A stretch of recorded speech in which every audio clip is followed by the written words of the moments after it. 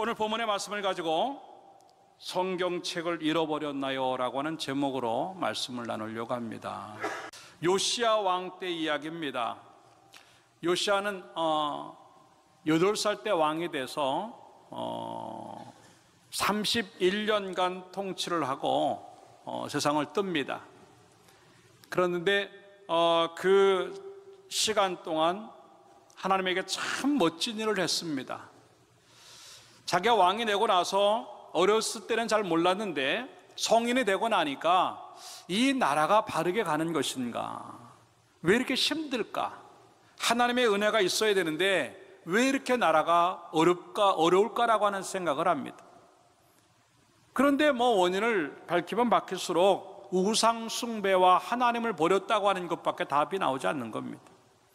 그래가지고 이제 제사장 hil기야를 통해서 성전을 새로 수리하게 만듭니다. 그리고 우상들을 다 제거하고 나라를 바르게 만들고 새롭게 만드는 것이 이 요시야 왕의 이야기가 오늘 나오고 있어요.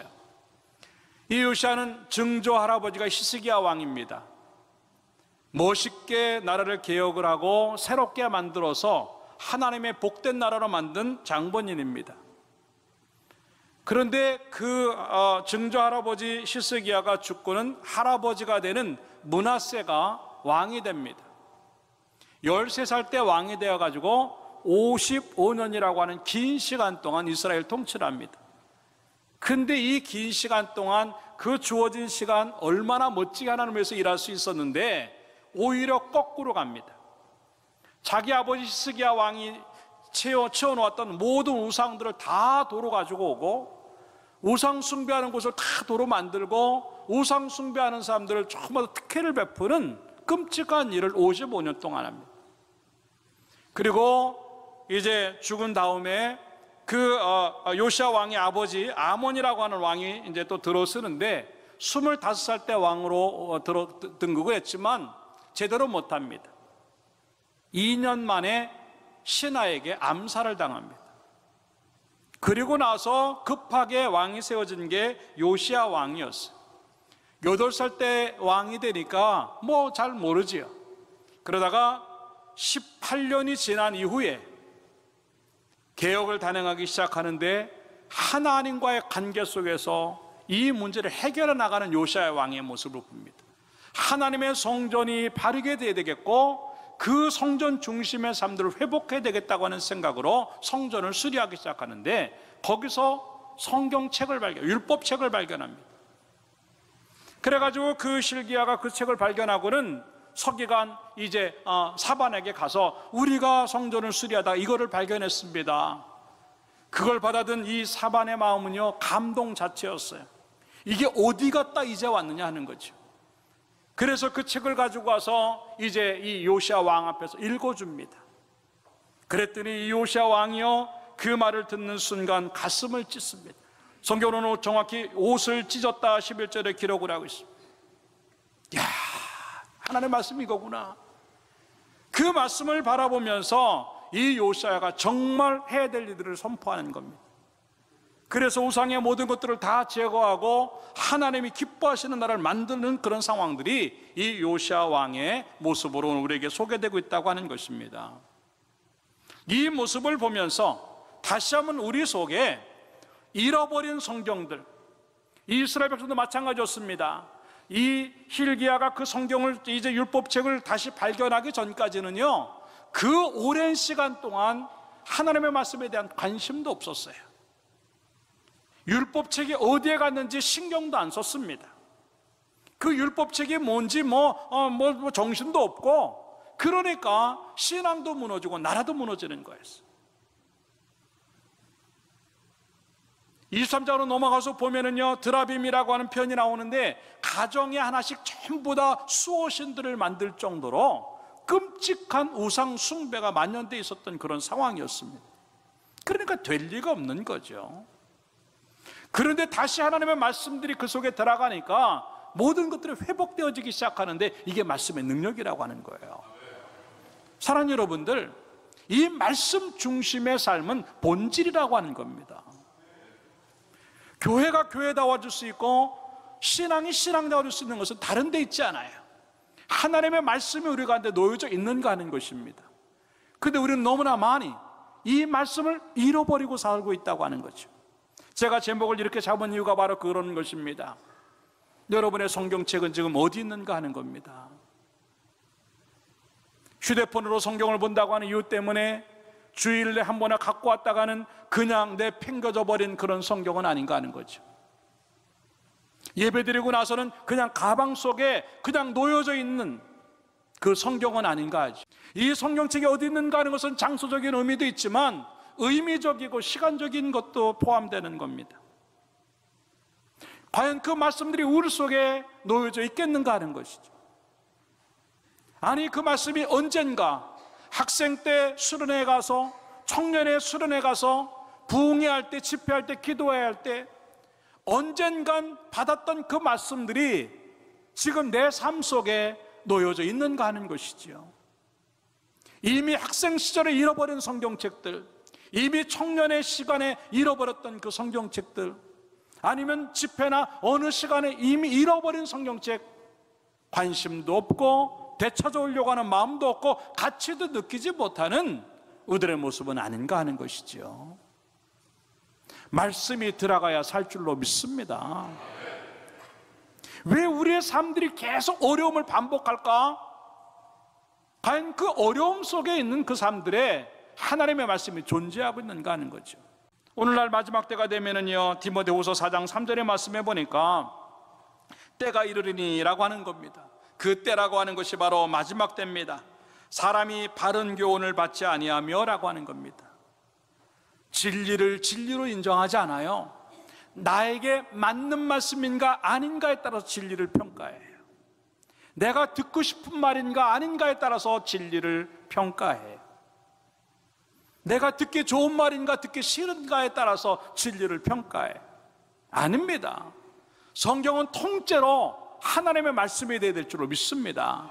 그런데 이 사람들이 바른 교훈을 받지 아니하며 귀가 가려워서 자기의 소욕을 쫓을 스승을 많이 두고라고 하는 겁니다. 진리는 딱딱하고 듣고 싶지 않은데 자꾸 뭔가는 듣고 싶으니까 자기 귀에 즐거운 이야기를 쫓아다닌다고 하는 거죠. 그러니까 이단이 생기는 거예요. 그리고 그 귀를 진리에서 돌이켜 허탄한 이야기를 쫓는다. 이게 마지막 때의 모습입니다. 말씀이 사라진 이 시대, 복음과 진리가 없어진 이 시대 속에서 그 이야기가 바로 내 이야기가 될 때가 참 많다고 하는 것입니다. 그러나 기억하십시오. 이 말씀이 없어지는 만큼 내 신앙과 복도 없어지는 것이고, 비록 어렵고 힘들어도 그 말씀이 우리 속에 들어가면 다시 사는 줄로 믿고 말씀의 회복이 주어지기를 주님의 이름으로 축원합니다. 어떻게 하면 되겠는가 하는 것들을 몇 가지로 생각해 보면서 이야기를 나누도록 하죠. 첫째, 따라잡다. 말씀을 들어야 한다. 네, 11절의 말씀해 보니까 왕이 율법책의 말을 듣자 곧 그의 옷을 찢으니라 라고 기록을 하고 있습니다. 19절의 말씀해 보니까 내가 이곳과 그 주민에게 대하여 빈터가 되고 저주가 되리라 한 말을 내가 듣고 마음이 부드러워져서 여호와 앞 곧 내 앞에서 겸비하여 옷을 찢고 통곡하였으므로 나도 내 말을 들었노라 여호와가 말하였느니라. 이렇게 말씀을 하고 있습니다. 내가 하나님의 말씀을 들을 때 하나님도 내 말을 듣는다고 하는 거예요. 참 놀라운 이야기죠. 과연 그 말씀이 우리 속에 들리는가 하는 겁니다. 이거는 그냥 들리는 귀가 아니라 적극적으로 내 귀를 거기에다 담아가지고 그 말씀이 들리도록 애씀을 의미하는 거예요. 그렇게 많은 설교를 듣고 그렇게 많은 말씀을 들었는데 내 가슴을 찢는 말씀이 몇 번이나 있었는가 하는 거죠. 나를 통곡시키는 그 말씀이 내게 들려져 있는가 하는 거예요. 그런데 하나님의 말씀은 능력이고 살아있기 때문에 그 말씀이 들려지면 우리는 그렇게 될 수밖에 없는데 나에게 왜 그런 일이 일어나지 않는가? 말씀을 안 듣고 있다고 하는 증거입니다. 말씀을 들으면 당연히 반응이 나오게 되어 있어요. 오늘 이 요시아 왕이지만 왕의 이 체면 다 버리고 이 사반이 이야기를 할 때마다 가슴을 찢으면서 통곡을 하면서 회개하는 그 내용들, 이게 말씀의 반응이에요. 근데 우리는 그런 반응이 있는가 하는 거죠. 하나님의 말씀이 들려지는데도 우리 입으로 아멘 소리도 제대로 못합니다. 가슴을 찢고 통곡은커녕 그 말씀 때문에 내 심장이 조여오는 걸 못 느껴요. 왜? 들으려고 하지 않는 것이 너무 많이 존재하고 있다고 하는 거죠. 듣기는 듣지만 내가 듣고 싶은 말만 듣고 내가 듣고 싶은 그 말만 고르고 있다고 하는 것이 우리들의 모습이 될 때가 참 많다고 하는 것입니다. 말씀이 들려지지 않으니까 믿음도 안 만들어지고, 말씀이 들려지지 않으니까 하나님도 내 말을 들을 수가 없고 내 기도가 헛되고, 말씀을 듣지 아니하니까 우리 삶의 복도 나오지 않고 있다고 하는 것이죠. 겸비했다라고 하는 말이 중요해요. 아까 19절에 겸비한 마음, 겸손한 마음 왜 중요한가? 말씀을 담을 준비가 되는 거예요. 우리의 교만이 뭔지 아세요? 다 알고 있다고 하는 겁니다. 저 얘기 나 다 알아. 말씀은 지식이 아니에요. 진리가 돼야 돼요. 다 아는 게 아닙니다. 진짜 아는 건 그대로 살아가는 게 아는 거예요. 그렇게 되지 못했다고 한다면 나는 아직도 더 많이 말씀을 알아야 되는 거예요. 그러한 반응이 우리에게 나오지 않고 있다고 한다면 나는 그 말씀을 더 귀를 기울여야 될 사람이라고 하는 것을 우리에게 보여주는 그런 이야기입니다. 진정 들어야 될 하나님의 음성을 듣지 못하는 이유가 다른 것을 듣고 싶은 마음이 더 많기 때문에 그러는 거예요. 사람의 말에는 관심이 있어. 그런데 하나님의 언어에 대해서는 관심이 없는 이 시대를 살아가는 것이 우리들의 모습일 때 참 많은 겁니다. 그럴 때 하나는 우리에게 뭐라고 말을 하겠냐면 좀 들으라고 하는 겁니다. 그래서 마가복음 4장에 보면은 우리에게 뭐라고 말씀하냐면 23절에 따라서 들을 귀 있는 자는 들으라. 그냥 누구든지 다 들을 귀가 있지요. 여기서의 들을 귀라고 하는 것은요, 그 음성에 반응할 정도로 내가 듣고자 하는 그런 귀가 있는가 하는 겁니다. 이걸 소위 말해서 말귀를 알아듣는다고 하는 거예요. 하나님의 말귀를 알아듣고 있는가 하는 거예요. 그게 안 들려지니까 내 마음대로 사는 거예요. 그게 안 들려지니까 하나님을 인정하지 않는 거예요. 하나님은 단 한 번도 그 말씀을 멈춘 적이 없습니다. 얼마나 많이 방송을 통해서도 말씀이 흘러나오고 얼마나 많이 모든 대화 속에서 말씀이 흘러나오는데도 불구하고 써먹을 말씀만 듣지 그대로 살고자 하는 말씀은 우리에게 없다고 하는 것이, 교사들이 아이들에게 공과를 위한 성경을 봐도 내 삶을 위한 성경은 없다고 하는 거죠. 구역장들이 설교를 하기 위해서 성경을 읽는데 내 삶을 위한 성경은 없다고 하는 것이죠. 이 성경이 지금 어디에 가 있는가 하는 거죠. 그 성경 잃어버리지 않았는가 하는 거죠. 왜? 그 성경이 나에게 있다고 한다면 내 삶은 이렇게 살 수가 없으니까. 그러면서 성경은 이렇게 말합니다. 마태복음 11장 15절에 귀 있는 자는 들으라라고 하는 겁니다. 아까하고 똑같은 이야기예요. 그러면서 17절에 가서는, 이제 16절에 가서 이렇게 말합니다. 이 세대를 무엇으로 비유할까? 비유하건대 아이들이 장터에 앉아 제 동물을 불러 이르되 우리가 너희를 향하여 피리를 불어도 너희가 춤추지 않고 우리가 슬피 울어도 너희가 가슴을 치지 아니하였다. 이 시대가 그래요. 피리를 불어도 춤을 추지 아니하고 슬피 울어도 가슴을 치지 아니하는. 왜? 들을 귀가 없어진 거예요. 말귀를 못 알아듣는 거예요. 그 이야기가 그 사람들 이야기가 아니고 나의 이야기입니다. 하나님의 말씀들이 얼마나 많이, 얼마나 자주 우리들 삶들 속에 들어오는데 그 말씀이 내가 옷을 찢고 싶은 마음으로, 통곡하고 싶은 마음으로 나를 두들기고 있는가 하는 거예요. 말씀의 두들김을 경험한 지가 언제인지도 모를 정도로 그 말씀이 내 심장을 때리는 것이 너무 없어진 이 시대를 살아가는, 사랑하는 여러분들, 살려면 그 성경책 되찾아야 합니다. 이제 하나님의 말씀들을 들을 때 여러분들의 삶들이 심장이 영원히 울리는 그런 말씀으로 만들어지기를 주님의 이름으로 축원합니다. 그럴 때 사는 거예요. 죽겠다. 예. 뭐가 없어서 죽는 게 아니에요. 충분히 있는데도 불구하고 죽겠다고 하는 이야기는 말씀이 없다고 하는 이야기가 똑같아요. 그게 아모스 8장 11절의 말씀이에요. 보라, 날이 이를지라 내가 기근을 땅에 보내리니 양식이 없어 주림이 아니며 물이 없어 가람이 아니요 라고 하는 겁니다. 여러분, 여기 앉아있는 분들 양식이 없는 분들 없습니다. 다 뭐든지 먹을 수 있는 형편에 있는 사람들이에요. 근데 왜 굶주렸다고 느껴지는가 하는 거죠. 여기 물 좋은 생수들 먹는 분들 많아요. 근데 왜 마실 물이 없다고 말하고 있는 거예요? 그게 아니라고 하는 거예요. 성경은 뭐라고 말합니까? 따라합시다. 여호와의 말씀을 듣지 못한 기갈이라. 예, 요 듣지 못했다고 하는 것은 말씀이 없어졌다고 하는 것도 의미할 수 있고, 그리고 듣지 않겠다고 하는 것 둘 다 의미하는 겁니다. 이 당시 아모스 시대, 선지자 시대 때는요, 영적인 암흑기였어요. 하나님의 말씀이 없어지고 말았어요.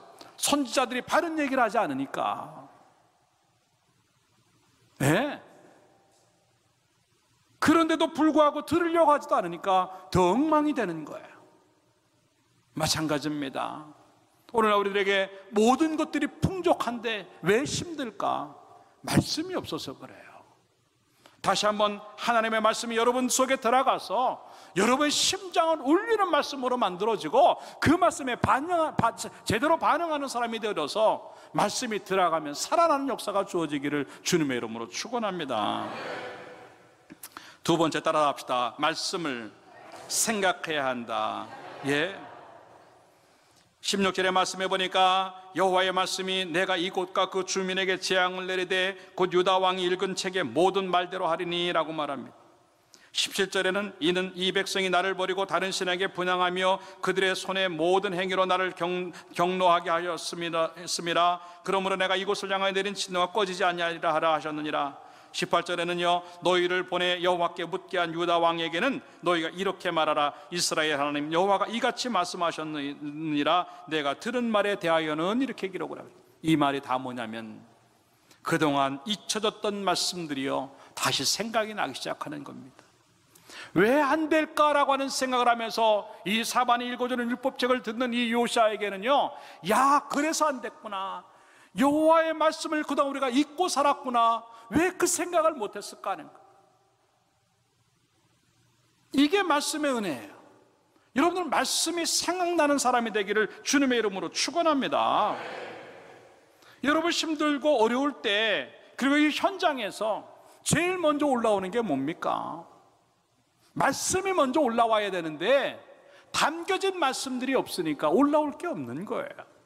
그 말씀이 안 올라오니까 감정이 먼저 올라오고, 불평이 먼저 올라오고, 분노가 먼저 올라오고, 타락이 먼저 올라오는 거예요. 이게 말씀의 되새김질이라고 하는 겁니다. 소는요, 자기가 먹은 음식만큼 다시 끌어올려서 그걸 되새김질하면서 사는 거예요. 그런데 놀라운 게, 제가 언젠가 얘기했지만 더 놀라운 게 뭐냐면, 낙타라고 하는 짐승은 이 음식을 되새김질하는 건 물론이거니와 물을 갖다가 끌어올려서 되새김질한다는 거예요. 하나님의 창조의 원리가 대단합니다. 사막에 살아야 되는데 마실 물들이 없으니까 필요할 때마다 물을 끌어올려가지고 그걸 다시 마시는 거예요. 담겨져 있어야 되는 거예요. 여러분들 그렇게 다시 끌어올려서 그 말씀을 적용할 만한 그런 말씀들이 우리에게 얼마나 담겨져 있는가 하는 거죠. 말씀이 안 담겨 있으니, 내 속에 말씀이 안 담겨 있으니까 끌어올릴 게 없고, 그게 안 끌어올라오니까 감정이 끌어올려지고 기분이 끌어올리고 상황만 자꾸 끌어올리니까 내 믿음이 점점 각박해지고 삶이 어렵다고 말하는 거예요. 여러분, 그 말씀이 많이 담겨져 있는 만큼 내 속에서 어려울 때마다 그들을 끄집어내서 다시 먹을 수 있고 다시 마실 수 있는 그런 상황들이 만들어지는 것인데, 여러분 다시 한번 그 말씀이 우리 속에 들어가서 어려울 때마다 생각나는 말씀으로 만들어지기를 주님의 이름으로 축원합니다. 말씀이 담겨져 있는 사람들 속에서 주어지는 현상이 뭐냐면, 어떤 상황이 온다 할지라도 그 말씀이 내 속에서 생각나게 하고, 그 생각나는 말씀이 나를 이기게 하고 넉넉하게 하고 버티게 하고 복되게 한다고 하는 것을 지금 얘기하는 것인데, 사는 여러분들, 다시 한번 여러분의 인생과 여러분의 영혼 속에 잃어버린 그 말씀들을 다시 찾아오고 계속 그 속에 그 말씀이 담겨져 있어서 필요할 때마다 끄집어내서 살아도 충분한 그런 말씀으로 역사되어지기를 주님의 이름으로 축원합니다. 요한복음 5장 39절에서 뭐라고 기록을 하고 있냐면, 너희가 성경에서 영생을 얻는 줄 생각하고 성경을 연구하거니와, 이 성경이 곧 내게 대하여 증언하는 것이라. 그러면서 마가복음 8장 18절에 이렇게 말합니다. 너희가 눈이 있어도 보지 못하며 귀가 있어도 듣지 못하느냐, 또 기억하지 못하느냐. 기억나는 말씀이 생각나는 인생이 되는, 마가복음 14장 72절의 말씀에 보니까 닭이 곧 두 번째 울더라. 이에 베드로가 예수께서 자기에게 하신 말씀, 곧 닭이 두 번 울기 전에 내가 세 번 나를 부인하라 하심이 기억되어 생각하고 울었더라고 하는 겁니다. 말씀이 기억나는 인생이 돼야 제대로 갈 수 있다고 하는 것을 이렇게 말하는 것인데, 그러한 모습이 만들어지기를 주님의 이름으로 축원합니다. 그래서 시편 1편 1절의 말씀에 보니까 복 있는 사람은 그렇게 말을 해놓고 2절에 가서 이렇게 말합니다. 따라합시다. 복 있는 사람은 오직 여호와의 율법을 즐거워하여 그의 율법을 주야로 묵상하는도다. 믿습니까? 주야로 어느 시간이든지 어느 상황이든지 하나님의 말씀을 기억하고 생각나는 사람들, 그게 곧 묵상인데, 이거를 원어로 얘기하면 복용한다고 하는 뜻입니다. 몸이 아플 때마다 두통이 오면 두통제를 복용하고, 소화가 안 되면 소화제를 복용하듯이 여러분의 삶에 하나님의 말씀을 묵상, 곧 복용하면 여러분의 인생들이 달라진다고 하는 것으로 보여주는 그런 이야기인데, 자, 여러분, 이 하나님의 말씀은요 어느 곳이든지 통하게 되어 있습니다. 하나님의 말씀 어떤 상황도 통하게 되어 있습니다. 하나님의 말씀은 어떠한 형편에도 통하게 되어 있습니다. 그 말씀 붙잡고 살아야 제대로 사는 것인 줄 믿고, 말씀이 다시 여러분 속에 담겨짐으로 말미암아 살아나는 역사가 있기를 주님의 이름으로 축원합니다. 마지막 세 번째, 따라합시다. 말씀에 순종해야 한다. 13절의 말씀에 보니까 너희는 가서 나와 백성과 온 유다를 위하여 이 발견한 책의 말씀에 대해 여호와께 물으라. 우리 조상들이 이 책의 말씀을 듣지 아니하며 이 책에 우리를 위하여 기록된 모든 것을 행하지 아니하였으므로. 말씀을 듣고 다시 기억하다 보니까 내가 행하지 않음이 또한 생각이 나는 거예요. 그러므로 인해서 여호와께서 우리에게 내리신 진노가 크도다라고 말을 합니다. 이 말씀을 잘 알았던 이 요시야는요, 열왕기하 23장 25절로 넘어가서 이렇게 말합니다. 요시야와 같이 마음을 따라서 마음을 다하며 뜻을 다하며 힘을 다하여, 얼마나 온 에너지를 다 쏟아서 모세의 모든 율법을 따라 여호와께 돌이킨 왕은 요시야 전에도 없었고 후에도 그와 같은 자가 없었더라. 멋진 평가입니다.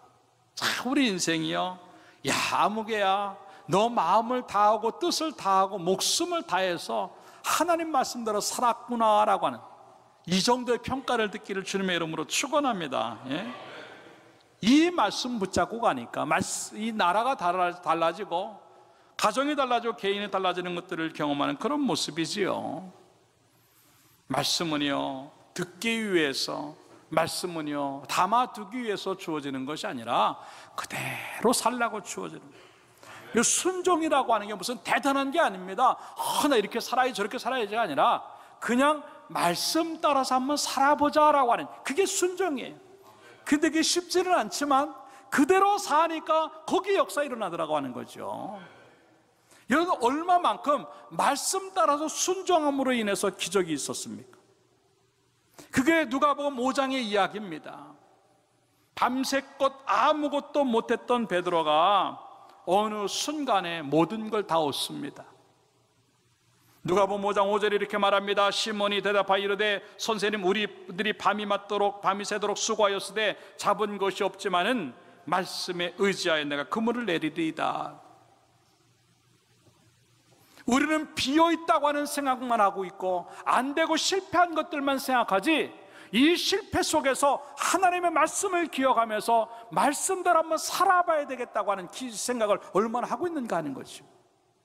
여러분, 실패했어도 비어있는 인생이라 할지라도 말씀대로 살면 6절의 말씀처럼 고기를 잡은 것이 심이 많아 그물이 찢어지는지라고 말씀하시는데, 여러분의 인생이 그렇게 되길 주님의 이름으로 축원합니다. 그렇게 하니라, 그렇게 하니. 말씀대로 그물을 내렸더니 그것이 곧 기적이 되더라고 하는 거죠. 근데 우리는요, 말씀을 기억하지 않아요. 어떻게든 기적을 만들어내고 싶고 성공하고 싶고 꿈을 이루고 싶고 유명한 사람이 되고 싶고 대단한 걸 하고 싶어 합니다. 그거 내 힘 갖고 안 됩니다. 지금까지 그렇게 살아봤잖아요.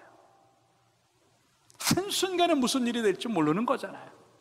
그럼에도 불구하고 우리의 어리석음은 뭐냐면 한번 내가 한번 살아보겠다고 하는 겁니다. 말씀은 조금 제껴놓고 뒤로 가고 또 저 충성도 좀 뒤로 가고 헌신도 좀 뒤로 간 다음에 일단 한번 내가 살아보겠다고 하는 겁니다. 근데 이상한 건 살만하는데 자꾸 어려움이 되더라고요. 살만한데, 그 살만한데 어려움을 느끼는 순간 내 인생 속에서 말씀을 잃어버렸다고 하는, 성경책을 잃어버리고 말씀이 빠져버렸다고 하는 생각을 몇 번이나 하는가 하는 거죠. 아, 이렇게 살면 안 되는데. 요나 이야기가 그겁니다. 하나님의 말씀이 그에게 임했어요. 니느웨로 가라. 가기 싫은 거예요.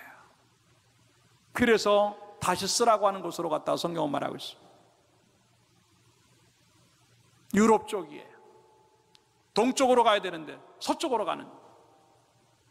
니느웨는 지금 이라크에, 다시는 이제 스페인 쪽에, 정반대쪽으로 지금 가고 있는 거예요. 다시 쓰러 가고 있는데, 가자마자 한국에 갔는데 배를 탈 수 있는 표를 금방 구해요. 그렇지, 아이고 하나님이 뭘, 내가 이렇게 표를 금방 구했는데 배를 타는데요, 날씨가 너무 좋은 거예요. 그리고 멋있게 항해를. 그렇지, 아이고 하나님 나를 벌 주셨으면 벌써 폭풍 몰고 벌써 못 가게 했지, 왜 배를 타게 해. 너무 편한 거예요. 어느 정도로 편했냐면 배 밑창에 들어서 코를 콜콜 골고 잘 정도로. 아무 일도 일어나지 않으니까 너무 좋은 거예요. 너무 평안하니까 내 영혼 평안하다고 그러고 생각하고 자는 거예요. 근데 웬걸요, 바다 한복판에 가서 죽을 줄 누가 알았겠나. 조금만 더 가면 다시 쓴데 그 목전에서 자기 죽을 줄 누가 알았겠나. 근데도 하나님이 불쌍히 여기셔서 살려내시고 억지로라도 니느웨에 가서 복음을 증거하는 요나의 모습을 보는 거죠. 이거예요. 지금 우리에게 아무 일도 안 난다고 기분 좋다? 한복판에서 무너질 줄 누가 알아요? 내 인생이, 내 자식들까지 한복판에서 무너질 줄 누가 아느냐.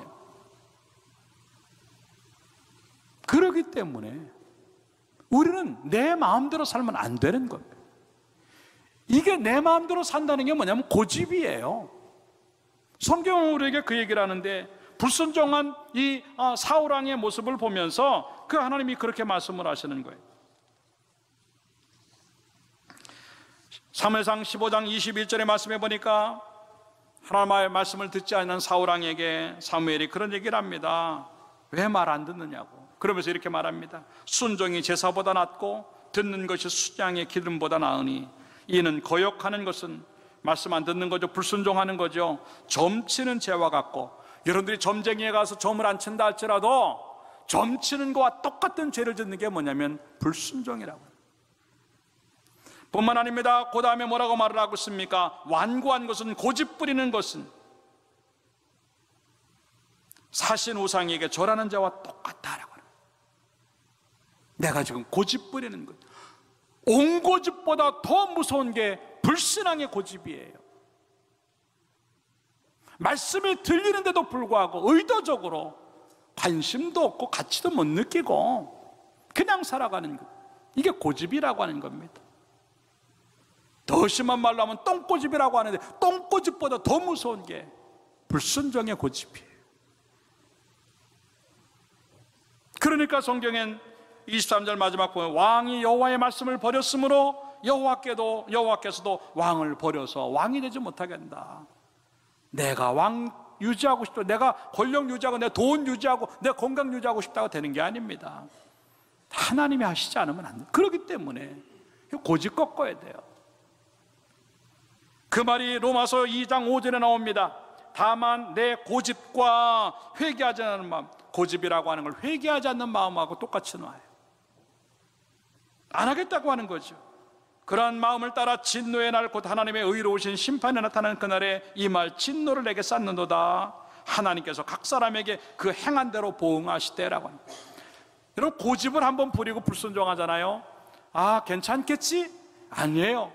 내가 보이지 않게 하나님은 진노를 여기 하나 두는 거예요. 2번 불순종하죠? 진노가 또 하나 올라가요. 3번 불순종하죠? 또 한 번 올라가요. 아직 아무 일도 일어나지 않아요. 그러나 그 진노가 다 쌓이는 날 내 인생이 어느 순간에 와르르 무너진다고 하는 거죠. 그러나 순종은요, 그 진노를 하나씩 밀어내는 겁니다.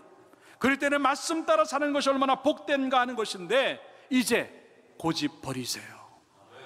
불순종의 고집을 버리고 하나님의 말씀 따라 그대로 가면은요, 어느 순간에 여러분의 인생이 말씀이 만들어내는 인생, 말씀으로 움직이는 인생, 말씀으로 가는 인생이 될 줄로 믿습니다. 내가 만든 인생을 살지 말고 말씀이 만들어내는 인생을 살기를 주님의 이름으로 축원합니다. 그 인생이 최고의 인생을 살아가는 거예요. 왜? 하나님이 만드시는 인생이 되기 때문에 주어지는 결과죠.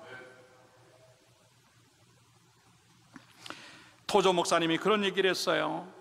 예수를 믿는데 구원자로서의 예수는 믿지만 순종해야 될 주인으로서의 예수는 잃어버렸다 그랬습니다. 우리 누구나 다 예수 믿으면 구원받는 거 알아요. 그런데 순종해야 될 주인이 예수님인 것은 모르고 살아가고 잃어버리고 살아가는 우리들의 모습이 될 때가 많다고 하는 겁니다. 사랑하는 여러분들, 다시 한번 우리 속에서 말씀이 주어지면 그대로 살려고 하는 모습 되기를 주님의 이름으로 축원합니다. 왜 우리는 말씀이 교회 안에만 있고, 왜 성경책은 가방 안에만 있고, 왜 성경책은 어디 책상 위에만 있는가 하는 거죠. 현장에서 그 책이 없으면 우리는 실패하는 인생이 되는 거예요. 삶의 현장에서 말씀이 올라오고 말씀이 적용되어지는 게 몇 번이나 다 자기 하고 싶은 대로 하는 거예요. 이제 그러지 마세요. 내가 하고 싶은 거 다 내려놓는 것도 그것도 믿음이에요. 말씀 따라 살 때 그게 우리 인생을 만들고 복이 되는 줄로 믿고, 그런 모습들이 있기를 주님의 이름으로 축원합니다. 결론적으로 말씀을 드립니다. 요한계시록 1장 3절에 이렇게 말합니다. 이 예언의 말씀을 읽는 자와 듣는 자와 그 가운데 기록한 것을 지키는 자는 복이 있나니 때가 가까움이라 라고 하는 겁니다. 이게 말씀의 은혜고 말씀의 능력이에요. 이 가을에 다시 잃어버린 성경책 다 찾아오고 그 성경이 말씀화되어져서 우리의 현장에, 내 삶에, 내 심장에 담겨져 있음으로 말미암아 말씀 그대로 사는 순종으로 우리의 삶들이 달라지고 복이 되기를 주님의 이름으로 축원합니다. 기도하겠습니다.